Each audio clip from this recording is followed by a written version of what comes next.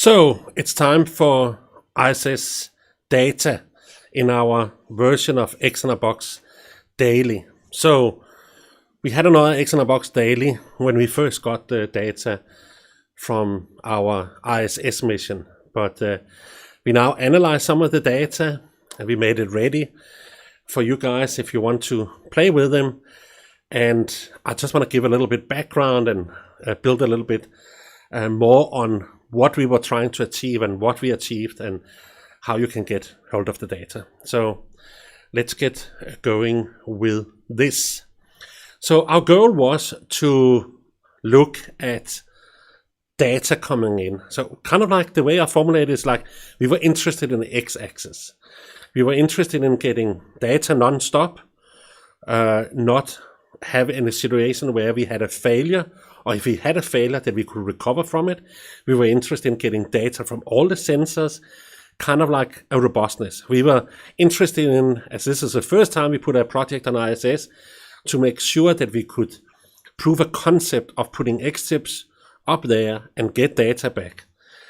Like similar to like TRL level 9, it's not really like that because we're not in vacuum and it's not going to be that hot and cold as it is out in the empty space. But we have some more sensors that flew on ISS at least. So what's nice to have is what we have on the y-axis, like meaningful data. Something where one could maybe even do some research based on some data or study and things like that. But that was not our focus. We randomly chose a number of different sensors we thought that could give some kind of interesting, but we didn't have like, a null hypothesis and we wanted to do some research and we want to figure out this. That was not our intention. Our intention was data, constant data, a lot of data, get the data, and not necessarily what it meant. We achieved our goal big time, and the rest of the video you will see that getting the data was great. Do we have meaningful data? Well, that's up to whoever looks at the data and analyze them. So let's get into the payload in detail. I covered a little bit about that in my last video, but now that we have to look at the data, let's kind of like dig into it a little bit more. So in the middle of the whole thing, we have the CS11. This is our core. There's an SD card on the back of this device. So this is the AT-SAM-D21. So it's similar to Arduino Zero. And we have it in the middle because it's connected with 4 connectors to the rest of the circuit. So 3 of these connectors can break and this whole circuit will still work perfectly fine. So it's a core, so it sits in the middle. It's the most important chip. It writes the data. If the software doesn't run there, then we are in dire straits. So we need that and we put it in the middle, and we know that our connector strategy and how we put it together works because we've flown that in space. 41 satellites was built with these connectors and flew in empty space. So all that is of course working. In this picture here, they're not actually screwed into the plastic frame, but they are that when you see the picture later on. So the next one we have is of course power. PG01, power generic 01. You can use this thing here to power up the circuit with anything from 6 to 24 volt DC, and you can put the plus and minus in whatever you want to. The PG01 will swap them if necessary, and you can use that to connect it to a car battery or 2 car batteries or truck battery, or find an old power supply, 9 volt, whatever you have, and plug it in. The Quest team, they said, listen, we can supply you whatever you want, like 12 volt or whatever. So we said, yeah, that's cool. And just so there was no problem in the power supply, we decided to use this PD01. There's screw terminals, and you can just mount it. Of course, it's equally important as the CS11. It provides power, but we're using the button screw terminal to connect the power into the circuit, and therefore there's no connector on that side anyhow. So it sits there, and of course, it still have 3 connectors. Now, we're not too nervous about all this thing here with the connectors, even though I mentioned it, because we did actually get data from all the sensors for a full month without interruption from any of the sensors. So it worked fine from that point of view. Then we have the SCO2. Now, this is providing the data for the x-axis, where all the other sensors providing the data for the y-axis. So this is where we get the time from. So RTC stands for real-time clock, and there's a little battery on the back of this SCO2, and what it does is that once you set the clock, it keeps the clock with that little battery on the back for 10 years.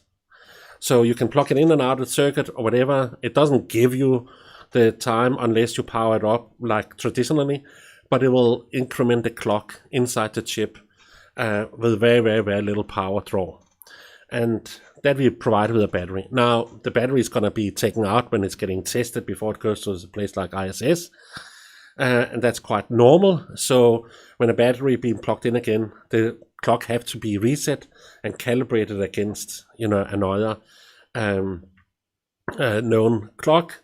And for that purpose, we have like a Wi-Fi chip that we plug in that is programmed to connect to this SCO2, find the clock on the internet, and then synchronize and that way. We didn't want to necessarily have Quest to bother with all that. They got the chips as I want to, but we were happy that once it powered up, after the battery is plugged in, it will be constant. The clock will be correct all the way. So we just have to somewhere, after the battery is put in and the first records was coming to the SD card, we have to find an event where we can synchronize it with one of the records we record on the SD card. Once we had that, then we could adjust all the other records to the same clock. Remember, it's inside a Faraday cage, so there's no Wi-Fi that can penetrate going out, so we couldn't connect to Wi-Fi even if there was Wi-Fi on ISS and we were allowed to do so. Also, we couldn't actually use a GPS inside a Faraday cage. None of those signals is coming in, and there's plenty of other reasons why our GPS wouldn't work on the ISS. Then we have an IMU. We have a SI01 and SI20. So SI01 has flown in space before, and the SI20 was made for some of those STIMSAT missions and was never used. So it's only the SI01 that have proper TI level 9. So what it decided was that, hey, we are going to fly in space. There's some kind of gravity or no gravity or microgravity. And we thought, let's measure that. We measured very different from on the SI1 and SI20. On SI1, we kind of like do a lot of calculation and check the X, Y, and Z of the three sensors, accelerometer, gyroscope, and magnometer. And we made it into like one vector, one kind of like amplitude vector. And then we put it into a FIFO buffer. So over that 1 second before a reading, we make a lot of small readings. And then we actually calculate a statistical data set out of that. So we have a mean and a minimum and a maximum mean, like an average, and a standard deviation. So we can kind of like see if there's any kind of like micro movement that happens within a second, for example. With the SI20, we just take the raw data. So that hardly means anything. They have to be, converted, calibrated, and all that kind of stuff. But one of the things we wanted to make sure of is that if we did some calculation and it could, screw up the data, then we had other data that wasn't. And of course, with SI20, we could have done both. We could have recorded the data without the change and then data with the change. We just decided to do it this way instead, to kind of like have a little bit of variance in how we did our different measurements. Then we have the SW2, our main weather sensor, the SW10, and the SD33. The SW10 have also flown before. We had 5 of those on each of the satellites in the STIMSAT programs. So one chip like that, but 5 of the sensors that sit on the chip. The SD33 is a light-based CO2 sensor, the total volatile organic compound sensor, and it will estimate the CO2 out of that. This SW2 will do the same using another technology. We have decided just to keep the gas resistant, but you will see later on that we took away a lot of the other variables coming out of the SW2 because that didn't really make sense. And then we have finally the SD34, which is kind of like sold as a particle sensor. When I say it's sold, it's not the SD34, but the sensor that sits on it is sold as a particle sensor. We kind of like use it for where we have the software for it, which is like a heart rate monitor, and when you put your finger on it, it will show a kind of like a heart rate line, and pulse oximeter. There's a couple of different things you can do with the SD34. The particle, we don't know how to calculate it because the company who makes the chip have sold the IP rights to how to calculate particles out of that. So we don't have access to that. However, we can still read the raw data. So there's an infrared light source, there's a green and there's a red light. So that shine a light, and there's a sensor that looks at how many counts of lights that comes through. So that kind of like give an idea about what kind of particles there might be there. But since we don't have the formula, we can't give a PM2.5 or PM10 or anything like that. However, we can still use it to maybe see if there was an event happening. So we could use it kind of like, hey, there's something happening in the box here. We can't give you like a reading about if it's if there was like a specific PM2.5 count, but just like if something happens. So we just put it there. Let's see, what can you actually measure inside a Faraday cage with other experiments. We know there was biological experiments in there. So we thought something that could measure some kind of like environment inside the box could be interesting. And then, I'm used because we were in space. So here in the top right corner, you can see the satellite line laid out as what's called a flat sat. It's lying flat on the table. So ours is there. There's green lights everywhere, which means that it works perfectly right. The green light on our circuit in the top left corner is actually the SD34 measuring using the green light. So it doesn't actually indication of anything. The green light on the middle of the CS11 tells that everything is fine, and the green light on the PDO1 shows there's power on. But heck, there's green lights, so it's great. Then on the left-hand side, the big picture on the left-hand side, you can see our kit is now plugged into the frame. The frame actually printed out with our software that you can print your own frames and own boxes for. So it's printed out based on that, and it's screwed in. You can see there's a screw there in SW2. So that's the one in the top left corner. And there's similar screws on the edge on the other side with SW10 and 20. And there it sits inside the Faraday cage. The lid is off. And on the bottom right corner, you can see the Faraday cage with sealed up. And that is what's been flown to the International Space Station and installed as it is there. So what I want to do now is I want to kind of like give a timeline so it kind of like makes sense what happened. Okay, so we launched in February, 15th of February on Antares NT13, and then it arrived 3 days later on 18th of February, where they were berthed with the Cygnus module of the Antares. And then same day, Drew Morgan installed the box. You can see their box in the background. Space Tango sent us this picture here. And then next day, actually, on 1540 GMT, we get our first data. Then we had a power interruption. You can see it's to 26 at 7 days later. And there is a power interruption for like 2 minutes and 47 seconds. And that actually divided. And that was like one of the events we could synchronize to. The last data we got the 19th of March. The first was the 19th of February. So we got 1 month, more or less exactly, of data. Somewhat later, it was loaded into the SpaceX, and that was unburst on the 7th of April, 10:30. And then 8 hours and 20 minutes later, it landed in the Pacific. And of course, it was recovered, and eventually Quest got their box back on the 4th of May, and they uploaded the data so we could get access to the data on the 7th of May. So that was the timeline of this mission here. Now, what did we do when we got the data? So there's some data cleanup, and then we did, of course, some analysis.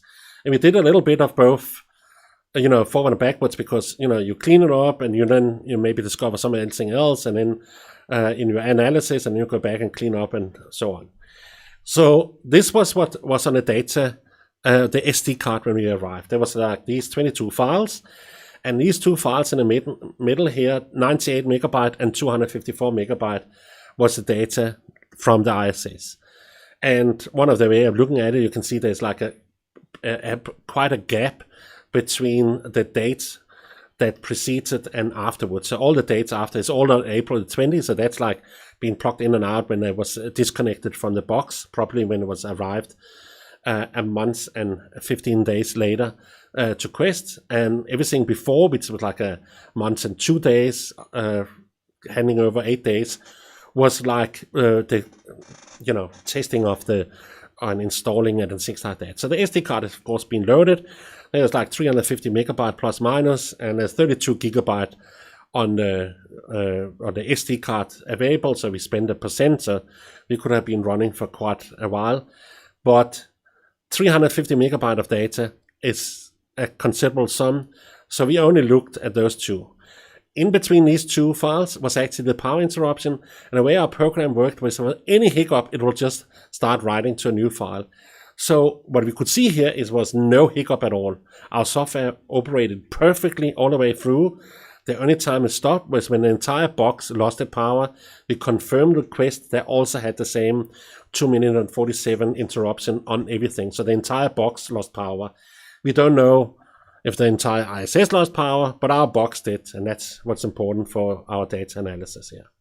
So I'm going to take a program I wrote, and it's not the full program, but it's like the interesting part here. They can fit on a screen, so I allowed me to put it like that. And that's kind of like, if you have to do a project like that here in the future yourself, then there's a couple of learnings here that is great. And it's not that I want to necessarily change anything, because this is something I did afterwards, but I made sure that I could do this thing here afterwards. So I first of all used a library from PyOrbital, where you can give the TLE file. So this is a 2-line element, the Kepler element.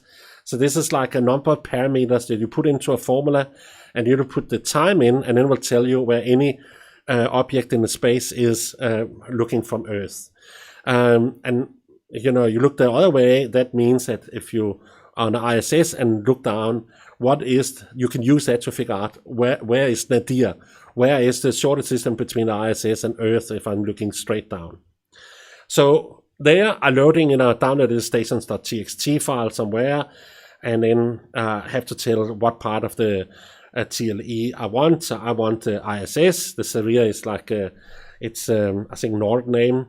We know it's ISS, and I put it into this called ISS, this instantiation here. Then I'm looking at the timestamps, and what I want to do here is that I want to adjust all the timestamps in my file to have the right time.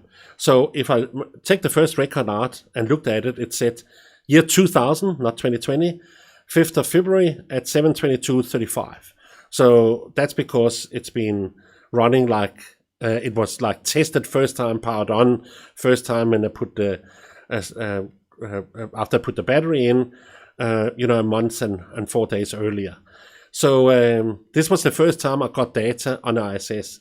We have since learned that the box was powered on exactly 15:40:50 on the 19th of February. So the difference between those two, the delta timestamp here, is what I have to adjust my time with on all the records, and then I have the correct time. I'm using this other library. It's called CSV, and then that allows me to use something called dict reader, so I can actually read the comma separate file, and the header will then be the field names.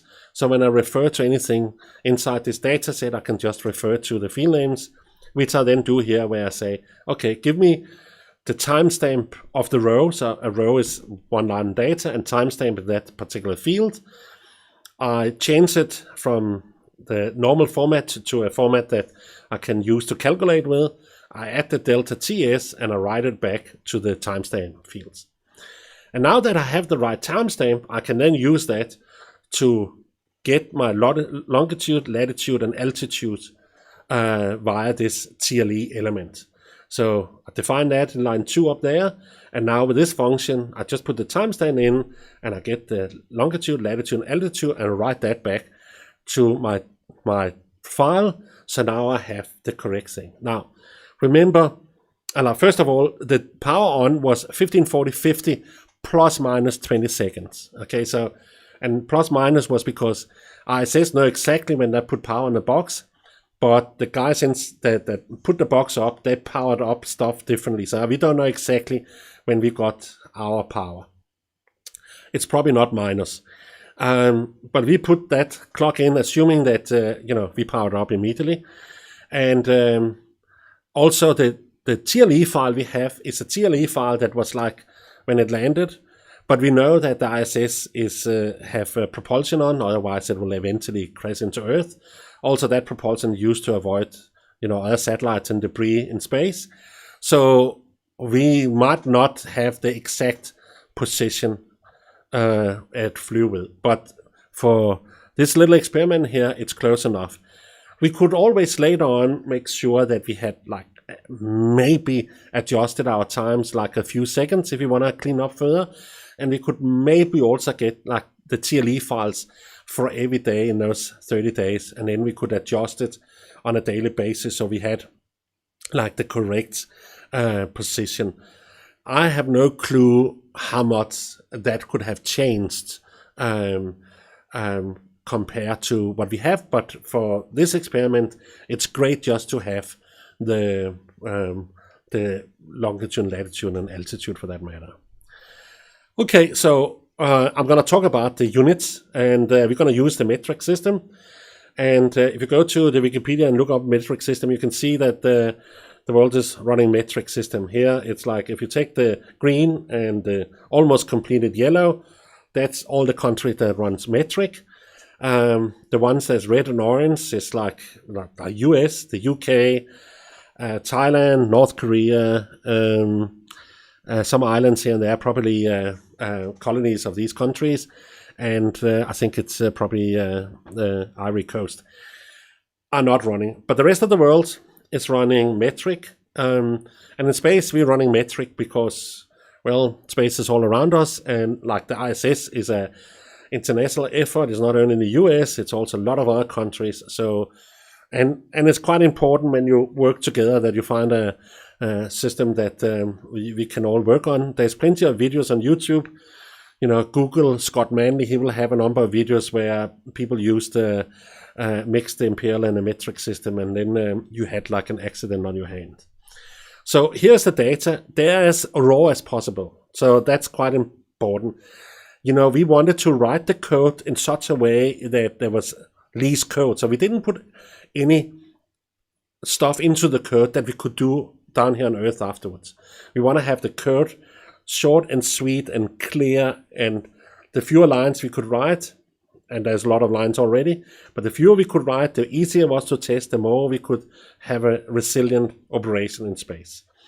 So not that you're going to see that in the data set, what we have here. So this is I kind of took it out as a JSON, and for the purpose of putting it here on my screen, I put in a bracket behind the chip. So if you read the first line, it says SW2, and I put in a bracket BME 680 because that's actually the chip. You can see that on our website.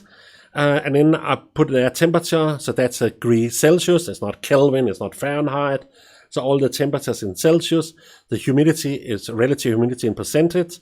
The gas resistance in ohm, and the pressure in hectopascal, which is the same as millibar for those who's on imperial. And then the SW10 is also in Celsius, obviously. The SIO1, the acceleration is in G-force. So the mean, which is average, is 0.0495. So kind of at 5% of a 1G. And then you can see I have the minimum, the standard deviation, and the maximum. So even though the 01 gives a x, y, and z of acceleration. I converted that to one vector, and then we put it into a FIFO buffer, and then we took that and we created this statistical value for all the readings we had over that 1 second between the reads. We did the same with the gyroscope, which gives us a degree per second, and a magnetometer, which gives us Gauss. Then we had the ST33, where we have total volatile organic compounds in parts per billion, and the CO2 in parts per million. Now that is estimated. The TVOC is what it measures, and then the chip itself calculates what they believe the amount of CO2, which is useful in a air-conditioned, a human-occupied space. It's not like meant for a garage or factory or anything like that. That could be misleading. The SI20 is another IMU, and there we have acceleration here, x, y, and z, and I say here in milli-g. It's actually 2048 counts per 2G, so close enough. But the reason why I'm saying it like that is because, for example, the gyroscope, it's like 262 counts per degree second. And in the magnetometer, which is not in Gauss but in microtesla, they are different from the x, y, and z axis. So it's 3 counts per microtesla, x and y, and 6.5 counts per microtesla. And that's, of course, if you want to dig into that, and I come more into the details here. The ST34, we have red, infrared, and green, and you can see there's some that null. So sometimes we read the one, we read 2 of them, we read all 3, and it's because the light goes on, and maybe it takes some time to reset it, so therefore we want to try to read as many different things. So when it comes to ST34, there will be a number of nulls in our record. And then we have the SCO2, which is our RTC, which gives us the time, and it also measures the temperature, which is normal for a lot of chipsets. They also measure temperature because the temperature might be influencing how it keeps the clock. It might be that molecules are moving a little bit faster in one temperature versus another temperature, and therefore they have to kind of like take that into consideration. Location data we put in decimal degrees, the same you use when you search on Google, and then of course altitude in kilometer. Here we 422 kilometer above Earth. So we're going to look at the temperature. I'm going to use the SW2, that's like the main temperature sensor here, and then we're going to look at the acceleration. We're going to just look at the mean here, and we're going to look at the CO2 level. Here you can see it's 1528 on that specific reading. And then we're of course going to look at time. That's our x-axis, the other was our y-axis, and another x-axis is in our location. So, instead of looking at what the time is, we could also look at where we were when we read it. So very quickly, when I analyze that, I use like something called R. It's a programming language, a statistical programming language.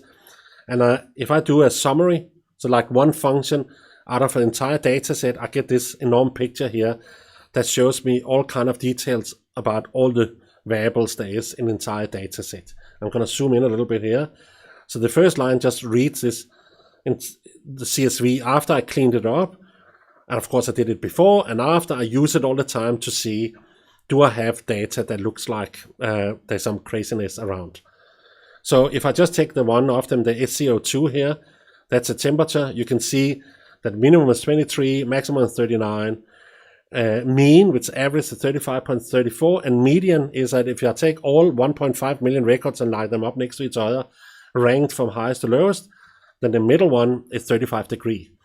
But what's interesting is that I can see the first quartile, that's 25% from the top or bottom, whatever you want, into the data set, and the third quartile is 25% into the other side, meaning you have 50% of the data in between. Then you can see the first quartile is 34.5, and the last one is 36.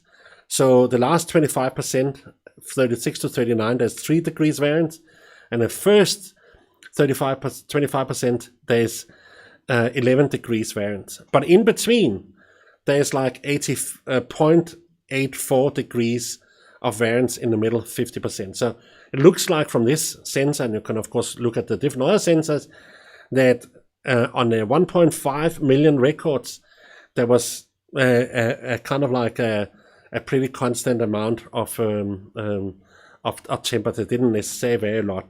On the SCO2, it might have been much more in some of the other sensors. I'm not using that, but when I zoomed in here, that was the first that came up to explain this thing here.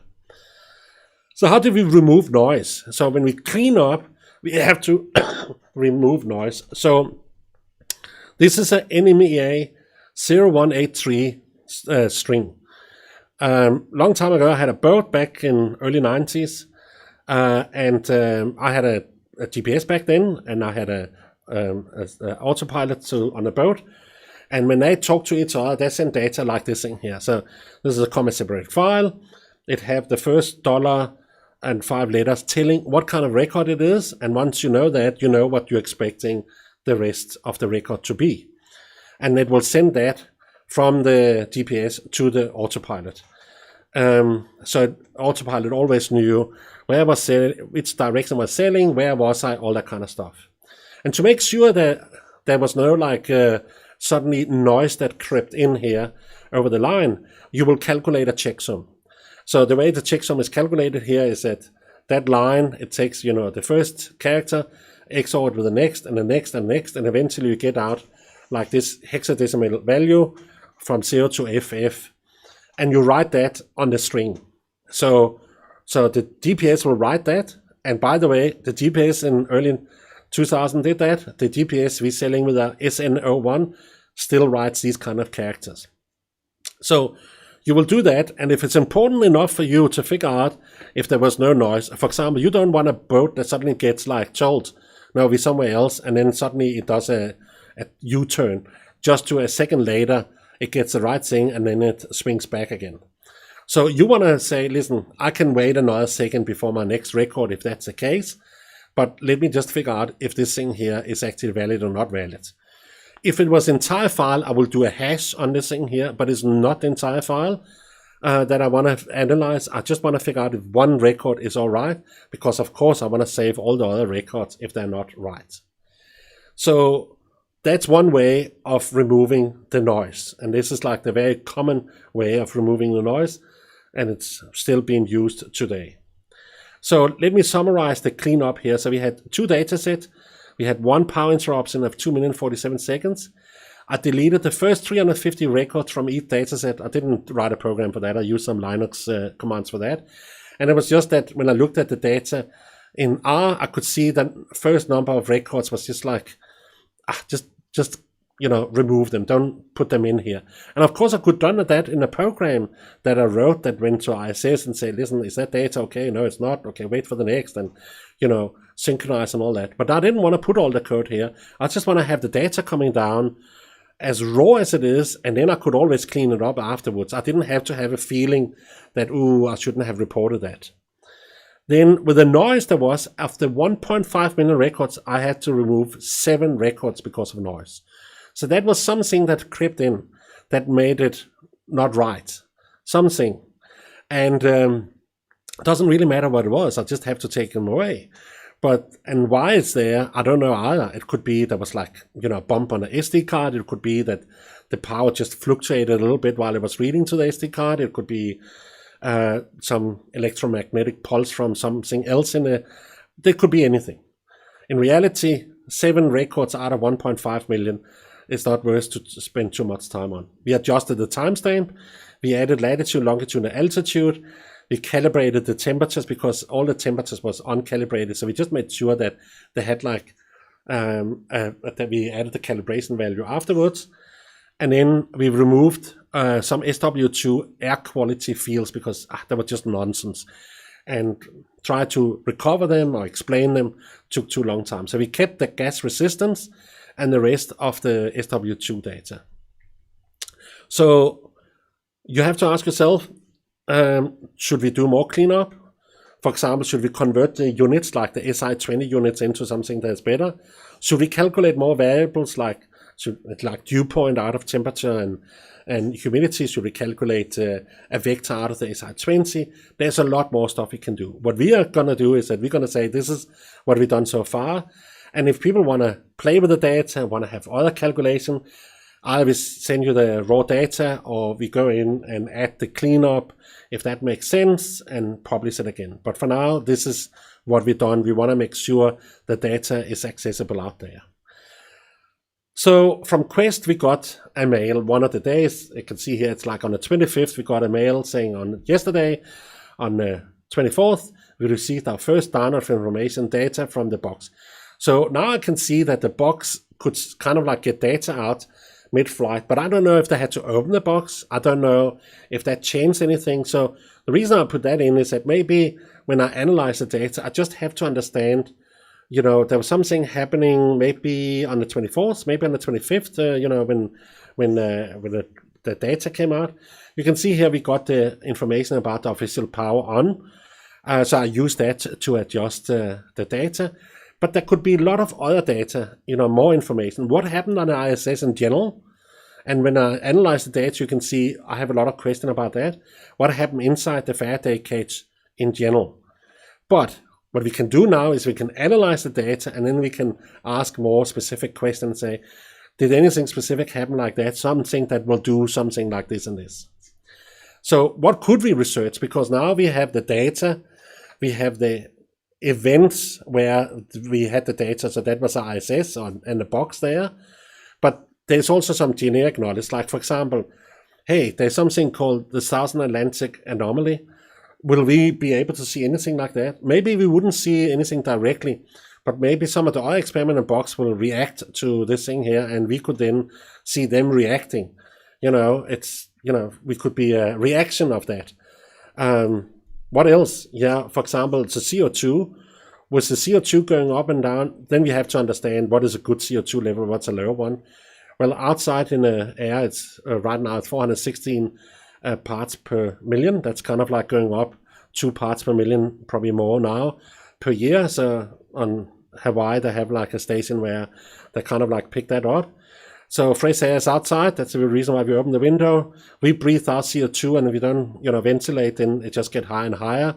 And eventually we have to ventilate. So green is like up to 1,000. Over 1,000, it's not as green. So let's just remember 1,000 here. Then it's like something about temperature versus humidity. So we have something we call a comfort level. So we have one kind of like set of comfort we feel in the summer and another in the winter. Does the ISS have summer and winter, or is it like just spring all the time? And how would they like it to feel? Our box, is that completely sealed off? So when we test this thing here, it's just like how comfortable it is inside the box and not at the ISS in general. We could research a lot of different things. We could research, for example, microgravity. You know, how is it when the gravity on Earth is 9.18 meter per second squared. Up at ISS, if it was standing still over Earth, it will be 9 meter per second squared. But it wouldn't be microgravity. The reason why we have microgravity is actually because we fall all the time, and it's just in a free fall, and therefore everything is kind of like inside that in a free fall. Is that the same? Can our IMU sensor pick up the difference between this thing here? How is it? So there's a lot of knowledge that we might want to have before we start looking at the data here. So here's the data. So let's get a go. So I'm going to log in here and going to quickly show you some of the data, obviously because you can then go in and look at the data yourself. Okay, so the one we have to look at is the ISS here. And what I'm going to do is I'm going to start with a dashboard. So a dashboard is like a collection of visualization. In this one here, I only have one, so the selection is short. And here's a map, and here's some readings. And what I've chosen here is I've chosen like a specific time period on the 29th of February from 10 to 8 in the evening to 9 o'clock later on. So like, what is that, 70 minutes or something like that. And the satellite flies here, and then suddenly here, it drops from 900 to 400, like it halves. The CO2 just halves right here. Has that anything to do with the Southern Atlantic anomaly? Probably not. But you know, if you're a conspiracy theorist, you will love to say that is related. But just remember the TLE could be different. Maybe this thing actually occurred here, you know, maybe has nothing to do with anything where it is. It's just like that was where we were at the time. But it's just interesting. So now you can start asking all kind of questions with this thing here. So here's like a huge drop. So let's just look at what kind of data we have. So if you go back here to Discover, and then look at the data here. So I'm just going to click on this little lower one here. So when I click on that, it zooms into this level. And then I'm going to open one of the records, one of the 1.5 million records here. And then you can see them all the way down here. It's a little bit easier for me. You can choose to see in table form. I like to see in JSON form. So here we have the temperature, humidity, gas resistance, air pressure, more temperature. So you can see here there's like 0.7 degrees difference between the two. Here we have the acceleration. It's 0.0477, and it varies from 0.4 to 0.2363, sorry. So there's a little variance here, while if you go, for example, down to a magnometer, you can see there's hardly any variance between. In that 1 second it read, okay? Then we have the SD33, 2347, that's a very high number. But it averaged out because there's a lot of zero readings in between. So we just, we're not going to look at this thing here. And that's important. When you look at this data, you have to look at a bigger picture. You have to look at a lot of data at the same time, which Kibana here is excellent for. Here's some more data. So let's go back to dashboard. Here we go. And then we don't want to look there. We want to find the other one I made. So here we have full. So now we're looking from a couple of days after we started until the last day we got data. And now we can see some interesting. So this goes from around 400 to 1200 in average. So it reads once a second. So between this one here, which was the 3rd of March at 6 o'clock, and this is 3rd of March at 9 o'clock in the evening, there is 3 hours between here. So that is 3,600 times 3, nearly 10,000 readings that is summarized in between here. But it's good enough that we can see some clear trends. So something happened here that suddenly raised the CO2 level, and then suddenly it dropped again. And we had like some space, some time went by. So how much time? Well, here it's like 26th of February, and here it's like 29, so 3 days. Here's like the 3rd, so another 3 days. And here's the 6th, so another 3 days. And then it seems like maybe whatever they was doing in the box ended here, and now it's just like going its own route and slightly getting worse and worse here. Now we know on the ISS that because of microgravity, the CO2 doesn't fall to the ground, so it kind of like moves around in a bubble. So could this be a bubble that was flying over a sensor, been there all the time, and now it's not over a sensor, now it's there? But I don't think so, because then we wouldn't have a gradual increase like this thing here. And then we have the temperature down here, which like looks super interesting because we have these peaks. Now remember, between the different data point is like 10,000 readings the average this thing here.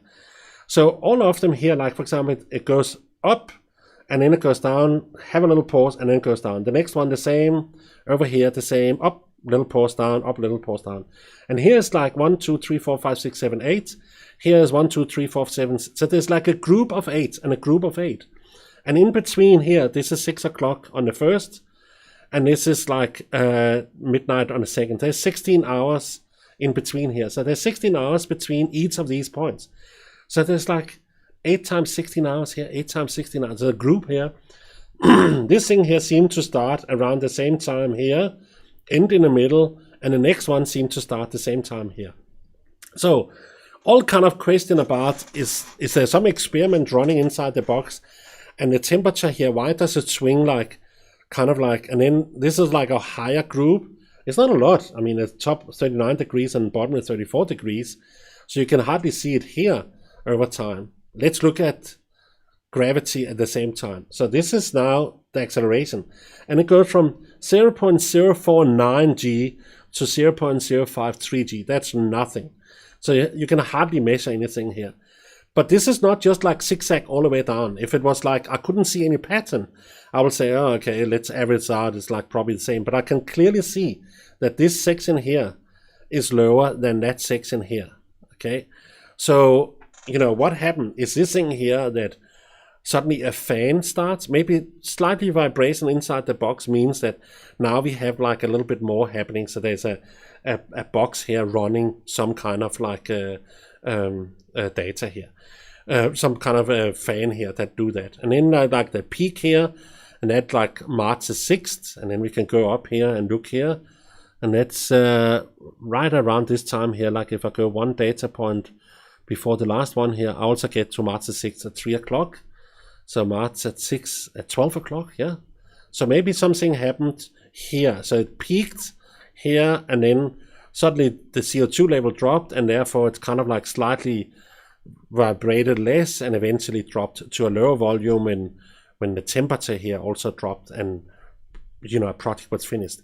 So we can use this kind of like to dig into different things. We don't really know what it means, anything like that, because we don't have all the other circumstances around that. But here's 1.5 million records of data that you can drill in and try to see if you can find something that's interesting. And maybe there's some of data have to be cleaned up. There's something we can learn from it. But remember, for us, the mere fact that we have 1.5 million records and we could just read some, random stories out of this thing here was fully successful for our mission. Thank you very much for listening.